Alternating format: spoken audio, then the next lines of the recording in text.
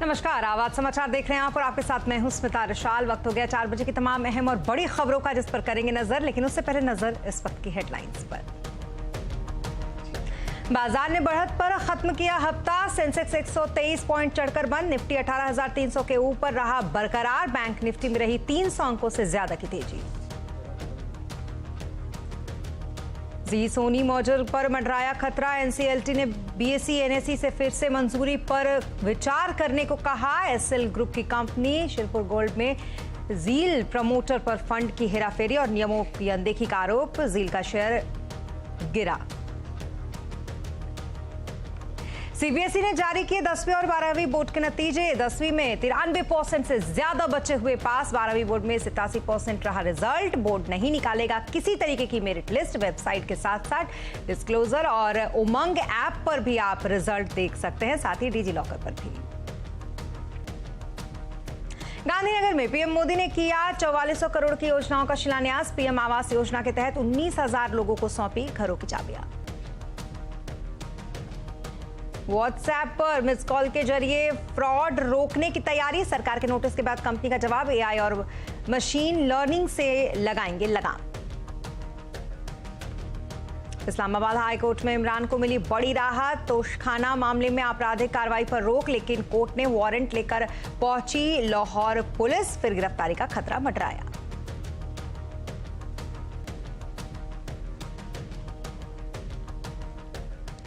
और बुलेटिन में सबसे पहले बात करेंगे आज बाजार की। हफ्ते के आखिरी दिन बाजार में दायरे में कारोबार रहा। आज बाजार बढ़त पर बंद हुआ। सेंसेक्स 123 अंक चढ़कर 62,028 पर बंद हुआ, तो वहीं निफ्टी 18 अंक चढ़कर 18,315 पर बंद हुआ। आज सबसे ज्यादा गिरावट आईटी, मेटल और मीडिया शेयरों में रही। ऑटो, बैंक और फाइनेंशियल सेक्टर बढ़त पर आज बंद हुए। ओवरऑल बाजार का कैसा हाल रहा, ये जानने के लिए चलेंगे हम सुमित के पास। सुमित, बताएं जरा बाजार का आज का मूड माहौल कैसा रहा?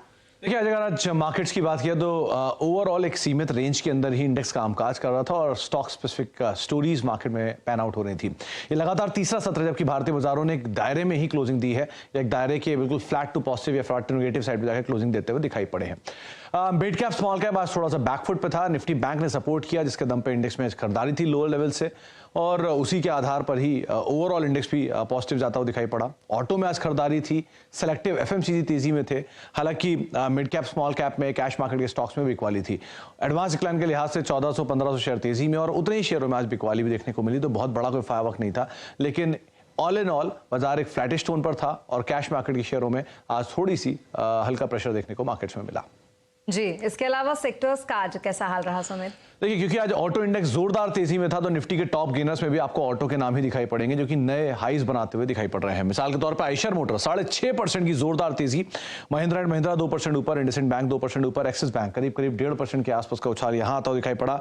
गिरने वाले शेयरों में हिंडाल्को 4% नीचे, बीपीसीएल 3% नीचे, पावर ग्रिड 3% नीचे और एनटीपीसी करीब 2.5% की बिकवाली यहां देखने को मिली। मिड कैप में डॉक्टर लाल पैथलैब में आज खरीदारी थी, ग्रीनवेल नॉर्टन में खरीदारी थी, पॉलीकैब नंबर्स के बाद 5% ऊपर, कजारिया से करीब 4% की तेजी यहां पर आते हुए दिखाई पड़ी। गिरने वाले शेयरों में लॉरस लैब लगातार प्रेशर में स्टॉक इनफैक्ट कामकाज कर रहा है। कल के बाद आज फिर बिकवाली। न्यूज फ्लोज के बीच जी एंटरटेनमेंट नीचे, भारत फोर्ज में बिकवाली और जीआईसी करीब 3% बिकवाली यहां देखने को मिली।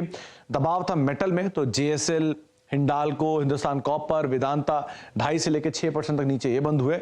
और मीडिया स्पेस में तो थोड़ा बहुत प्रेशर जी एंटरटेनमेंट, डिश टीवी, एनडीटीवी जैसे स्टॉक्स में भी आता हुआ दिखाई पड़ा।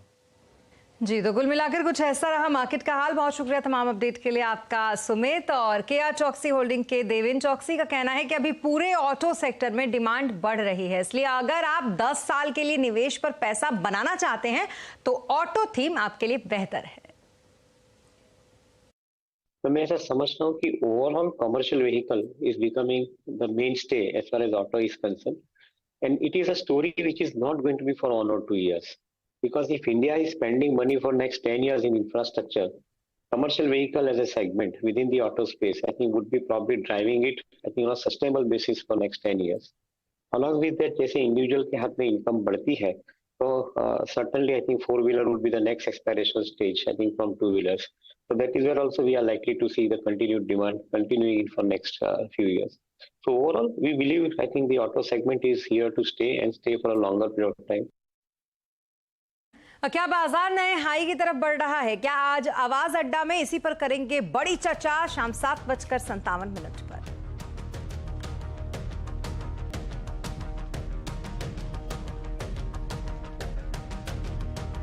और अब बात जी और सोनी मर्जर की, जिस पर खतरा मंडरा रहा है। दरअसल एनसीएलटी ने बीएसई एनएसई से मंजूरी पर फिर से विचार करने को कहा है। एसएल ग्रुप की कंपनी शिरपुर गोल्ड पर सेबी के फैसले के मद्देनजर एनसीएलटी ने फिर से विचार करने को कहा है। इस पूरी खबर को समझने के लिए चलते हैं यतिन के पास। यतिन, ये बताएं कि सेबी ने क्या आदेश दिया था और मर्जर को लेकर एनसीएलटी की सख्ती आखिरकार इतनी क्यों बढ़ गई है?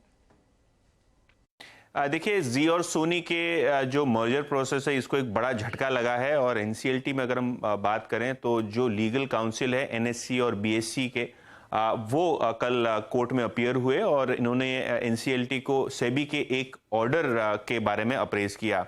जहां तक कि जी के प्रमोटर्स का सवाल है, इनकी हिस्सेदारी सिरपुर गोल्ड करके एक लिस्टेड कंपनी में है, जहां सेबी ने एलिगेशन लगाया है कि 404 करोड़ रुपए के फंड डाइवर्ट किए गए हैं लिस्टेड कंपनी में से प्रमोटर एंटिटीज में, और जानबूझ के आईबीसी की धाराओं के तहत इन एंटिटीज जो प्रमोटर्स को बिलोंग करती है 400 करोड़ रुपए लिस्टेड कंपनी से लेके इन्होंने एनसीएलटी में आईबीसी यानी बैंक्रप्सी कोड के तहत जो है हलफनामा दाखिल किया था, बैंक्रप्सी दाखिल की थी, जो सेबी के हिसाब से अवैध है और जानबूझ के की गई है। और इसी सेबी के ऑर्डर के चलते अब एक्सचेंजेस ने एनसीएलटी को कहा है कि जो अप्रूवल्स मर्जर को रिलेटेड दिए गए थे उसके ऊपर अब फिर से एक बार विचार करना होगा, जिसकी अनुमति एनसीएलटी ने दे दी है। तो क्लियरली इसके पहले axis finance, IDBI, IndusInd bank, काफी सारे क्रेडिटर्स ने ऑब्जेक्शन लिया था मर्जर को लेके, और अब कहानी में वापस एक बार ट्विस्ट आ गया है, जहां स्टॉक एक्सचेंजेस ने भी अब कहा है कि सेबी के ऑर्डर के चलते इस जो मर्जर को रिलेटेड अप्रूवल्स है इसको रिव्यू किया जाएगा। तो बहुत बड़ा इम्पैक्ट अब जी और सोनी के मर्जर के बीच आ गया है। जी, बहुत शुक्रिया तमाम डिटेल्स के लिए आपका यतिन। और अब बात करेंगे अदानी हिंडनबर्ग मामले की, क्योंकि इसमें सेबी को जांच के लिए 6 महीने का वक्त मिलेगा या नहीं, ये अब सोमवार को तय हो सकता है। आज हुई सुनवाई में चीफ जस्टिस ने कहा है कि 6 महीने का वक्त सही नहीं है, लेकिन 3 महीने का वक्त दिया जा सकता है। कोर्ट ने कहा कि कमेटी की रिपोर्ट मिल चुकी है, लेकिन अभी कोर्ट उसे देख नहीं पाया है। अब सोमवार को मामले की सुनवाई होगी और उम्मीद है कि उस दिन एक्सटेंशन पर फैसला हो सकता है। अदानी हिंडनबर्ग मामले में कोर्ट के आदेश पर सेबी जांच कर रही है और इस जांच के लिए सेबी ने कोर्ट से 6 महीने का वक्त मांगा है। इसी याचिका पर कोर्ट को अब फैसला लेना है। और व्हाट्सएप पर मिस्ड कॉल से फर्जीवाड़ा रोकने के लिए कंपनी अब हरकत में आ गई है। कल ही इस मामले में सरकार ने कंपनी को नोटिस भेजा था। कंपनी का कहना है कि वो एआई और एमएल जैसी तकनीक के जरिए इस पर रोक लगाने की पूरी कोशिश करेगी। इस खबर पर पूरी जानकारी के लिए हमारे साथ जुड़ रहे हैं असीम मनचंदा। असीम, बताएं जरा कि व्हाट्सएप ने अपने जवाब में सरकार को क्या कुछ कहा है। देखिए, सीएनबीसी आवाज ने सबसे पहले ये मुद्दा उठाया था कि अंतर्राष्ट्रीय नंबर से मिस कॉल आ रही है और उससे लोगों को ठगा जा रहा है उनको, और हमने लोगों को ये चेतावनी दी थी कि ऐसे नंबरों से बचे, कॉल बैक ना करें, क्योंकि कुरिस्टी में आप कॉल बैक करते हैं या रिप्लाई करते हैं तो आपको वहाँ पर आपका डाटा चुरा करके आपको ठगे जाने की कोशिश की जाती है। आपका वहाँ पर पोर्न वीडियो बना लिया जाता है, या फिर आपको पार्ट टाइम जॉब का ऑफर दे करके आपको विश्वास में लिया जाता है और आपको ठगे जाने की कोशिश की जाती है।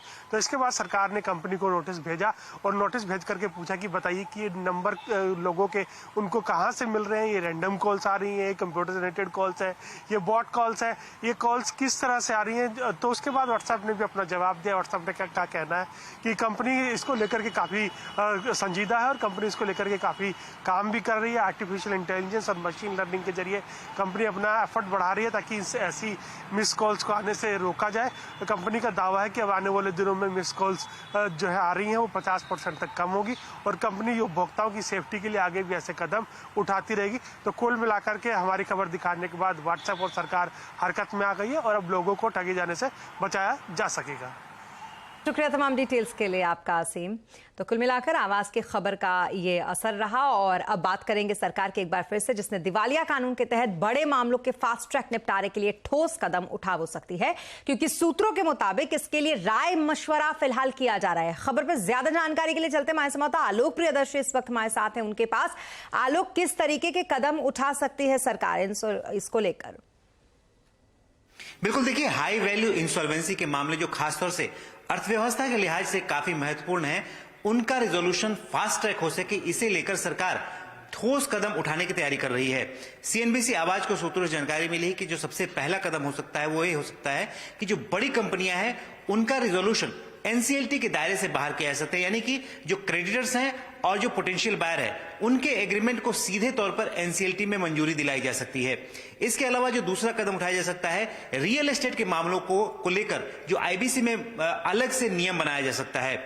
इसके अलावा जो ग्रुप इंसॉल्वेंसी है, प्रोजेक्ट इंसॉल्वेंसी है, इनको भी आईबीसी के दायरे में शामिल करने पर बातचीत चल रही है।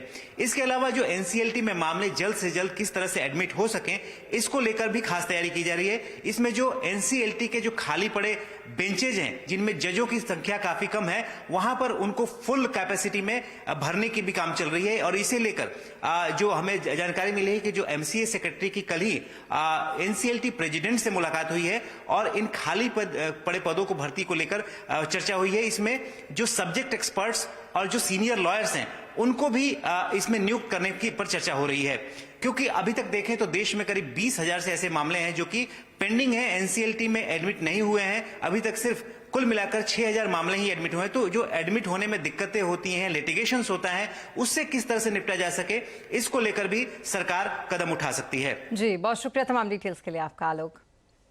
और अब बात करेंगे प्रधानमंत्री नरेंद्र मोदी की, जो आज गुजरात के दौरे पर हैं। वहां गांधीनगर में उन्होंने 4400 करोड़ रुपए की परियोजनाओं का उद्घाटन और शिलान्यास किया। इसके अलावा पीएम ने यहां पर पीएम आवास योजना के लाभार्थियों को 19,000 लोगों को यहां पर घरों की चाबी उन्होंने सौंपी। तो वहीं इस दौरान पीएम अखिल भारतीय प्राथमिक शिक्षक संघ की ओर से आयोजित जो सम्मेलन था, जो महासम्मेलन था, उसमें उन्होंने देश भर के करीब 91,000 शिक्षकों को संबोधित किया। अपने संबोधन में पीएम ने कहा कि मुझे भारतीय शिक्षकों के योगदान का वर्णन करते हुए गर्व हो रहा है। मैं खुद आजीवन एक विद्यार्थी रहा हूं। भारत के शिक्षकों के प्रति जहां जहां भी वो गए हैं दुनिया में, वो ऐसी अमिट छाप छोड़ करके आए हैं, पीढ़ियों के बाद भी लोग उनको याद करते हैं।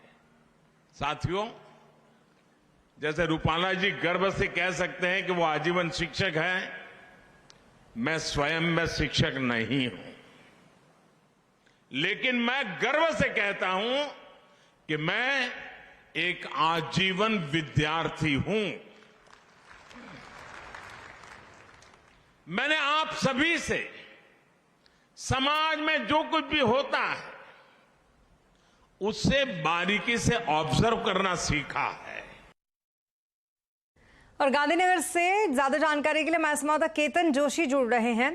केतन, बताएं जरा, इस वक्त प्रधानमंत्री गिफ्ट सिटी में हैं, वहां पर क्या कार्यक्रम है उनका?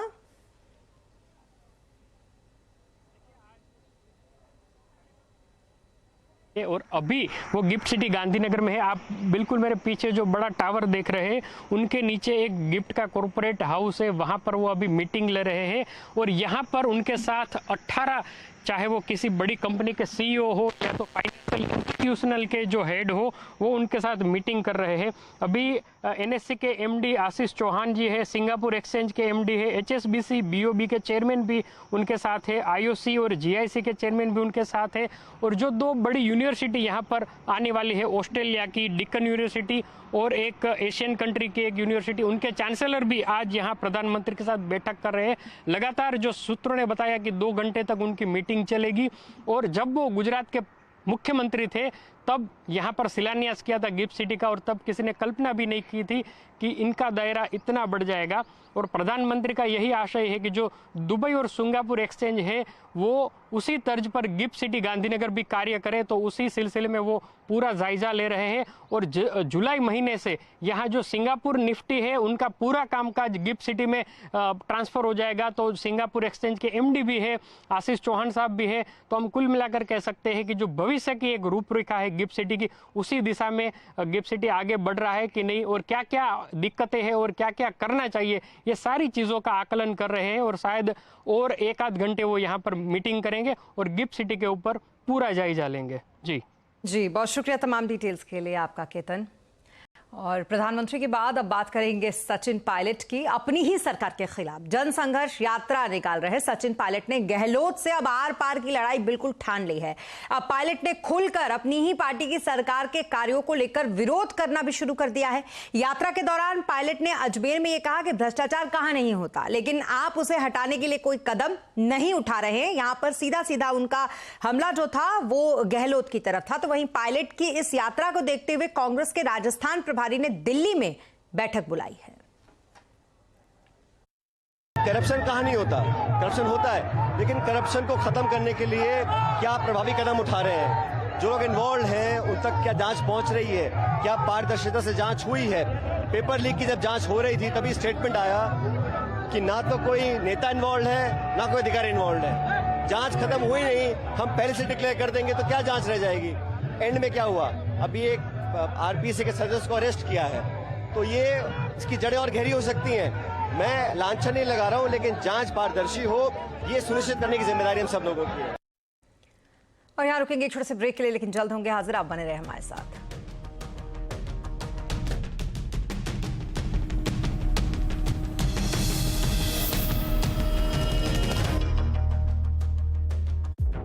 We don't just make new categories. We remake legends. In fact, we make the whole world of India's mobility new forever. अपने बिग बॉस जब एमडी थे तो हमारा भी ख्याल रखते थे, और हमारे प्रिंस साहब तो अपने परिवार का इंश्योरेंस कराने में ही बिजी हैं। अरे बिग बॉस साहब अपने परिवार का टर्म इंश्योरेंस कराने में ही बिजी हैं। आखिर ऑफिस भी तो हमारा परिवार ही है। Let's close the deal. Thank you. Verma जी, इस प्रिंस के साथ चाय पियोगे? अरे sir, LIC's group term assurance plan, रखे आपके ऑफिस फैमिली का ख्याल। हमारी प्रार्थना होगी स्वीकार। Zedlak प्रीमियम अगरबत्ती एंड धूप, official prayer partner Delhi Capitals. Local cooler ने निकाल दिया ना पसीना, ले आए CFD टेक्नोलॉजी वाला सिम्फनी एयर कूलर जो दे पूरी कूलिंग पूरे सीजन। गैलेंट एडवांस TMT सरिया, इसकी ताकत बने घर की ढाल और इसकी फ्लेक्सिबिलिटी रखे घर को सॉलिड सालों साल। गैलेंट एडवांस TMT सरिया, निर्माण का real hero. Let's you and me step out and see how blue the sky, how tall the trees.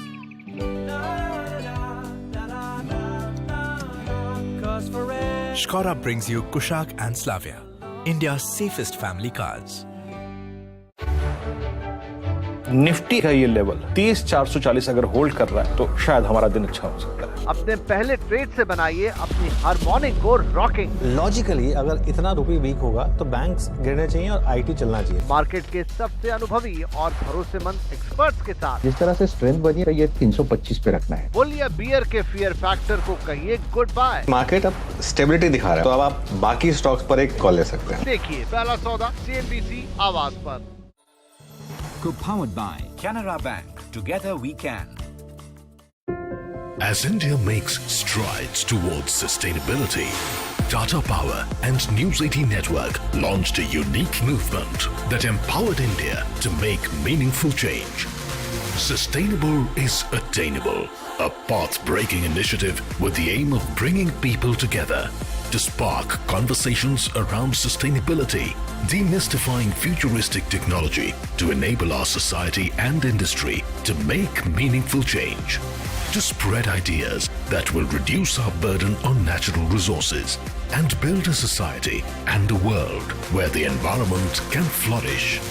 Join us at the SIA Fest, coming soon on News 18 Network.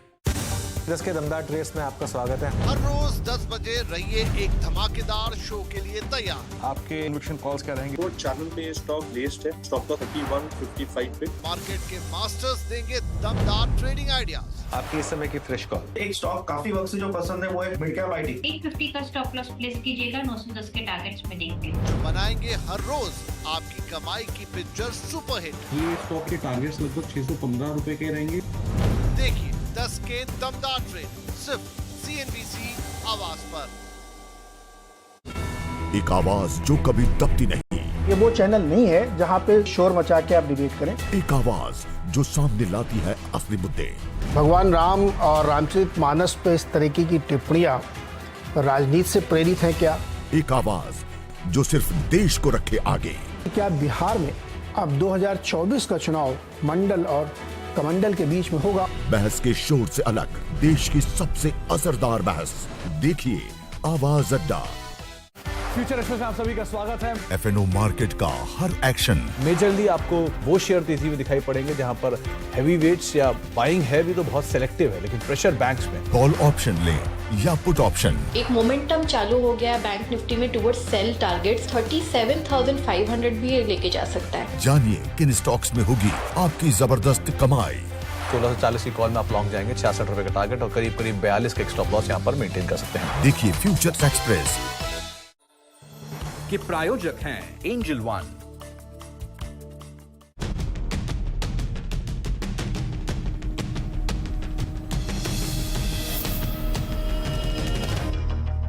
Break के बाद एक बार फिर आपका स्वागत है और अब बात सीबीएसई की, जिसने 10वीं और 12वीं के नतीजे जारी कर दिए हैं। 12वीं का पासिंग परसेंटेज इस साल 87.33% रहा, तो वहीं 10वीं के 93.12% छात्र पास हुए हैं। दोनों ही परीक्षाओं में छात्रों का प्रदर्शन शानदार रहा है। इस साल सीबीएसई की तरह ही मेरिट लिस्ट जारी नहीं करेगा। बोर्ड का कहना है कि इसे बच्चों के बीच अनावश्यक कंपटीशन बढ़ता है। बोर्ड बच्चों को अलग से फर्स्ट, सेकेंड और थर्ड डिवीजन भी नहीं देने वाला है। रिजल्ट देखने के लिए छात्र इस बार सीबीएसई की वेबसाइट के अलावा डिजी लॉकर और साथ ही उमंग ऐप पर भी जा सकते हैं और अपनी मार्कशीट वहां पर जाकर डाउनलोड कर सकते हैं। और मुंबई में भारत के सबसे भरोसेमंद बिजनेस अवार्ड सीएनबीसी टीवी 18 के इंडिया बिजनेस लीडर अवार्ड्स के 18वें एडिशन शानदार आयोजन इसका किया गया। इस बार outstanding business leader of the year का अवार्ड हासिल हुआ टाटा स्टील के एमडी टीवी नरेंद्रन को, अजीम प्रेमजी को हॉल ऑफ द फेम और इन्फोसिस को outstanding company of the year का अवार्ड मिला। टीवीएस मोटर्स के चेयरमैन वेणु श्रीनिवासन को लाइफ टाइम अचीवमेंट अवार्ड से नवाजा गया, तो वहीं यहां पर ऑफ बिजनेस को यंग टर्क, साथ ही Nikhat Zareen sports leader of the year और बीसीसीआई के सेक्रेटरी जय शाह को game changer of the year का सम्मान प्राप्त हुआ। वहीं इसके अलावा आलिया भट्ट को एंटरटेनमेंट लीडर, इला भट्ट को सोशल आइकॉन का अवार्ड मिला। इस मौके पर एक ही छत के नीचे बिजनेस, स्पोर्ट्स, एंटरटेनमेंट और एंटरप्रेन्योरशिप के कई सितारे जुटे थे। इसमें केंद्रीय मंत्री हरदीप सिंह पुरी, महाराष्ट्र के डिप्टी सीएम देवेंद्र फडणवीस भी शामिल थे। Entertainment leader of the year का अवार्ड जीतने वाली आलिया भट्ट जितनी अच्छी एक्टिंग करती हैं उतना ही अच्छा वो गाना भी गाती हैं। आपको छोड़ जाते हैं इल्बाके में आलिया के सुरीले स्वर के साथ। रब्बा ने तुझको बनाने में कर दी है हुस्न की खाली तिजोरियां, काजल की सियाही से लिखी है तूने जाने कितनों की लव स्टोरियां, केसरिया तेरा इश्क है पिया, रंग जाऊं जो मैं हाथ लगाऊं, दिन बीते सारे तेरी फिक्र में, रहने सारी तेरी